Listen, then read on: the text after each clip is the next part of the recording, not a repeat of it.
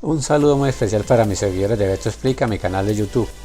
El día de hoy les traigo una forma sencilla de corregir en nuestra cuenta de Google un problema que se viene presentando muy a menudo y que consiste que al mirar nuestras fotos solo se ven los recuadros grises donde debería de visualizarse nuestras imágenes. Ocurre con alguna frecuencia en el sistema operativo Windows 7, ya que Microsoft no lo siguió actualizando. También se puede presentar en Windows 10.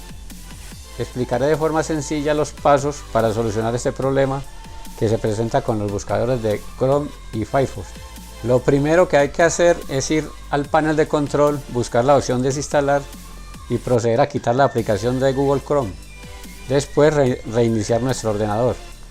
Luego de reiniciar nuestro ordenador y utilizando el explorador nativo de Windows, buscamos y descargamos la aplicación Google Chrome y lo instalamos como se muestra en el video.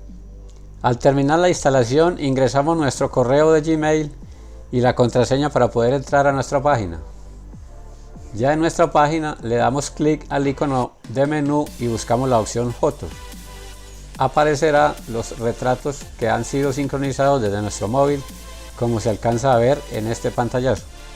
Si le fue útil, por favor darle clic a la manito arriba, me gusta o like para las personas que les salga en inglés. También se puede suscribir dando clic en notificaciones para cuando publique un nuevo video. Recuerden apoyarme para seguir creando nuevos videos de televisión, computadores y nuevas tecnologías. Muchas gracias a todos y hasta la próxima.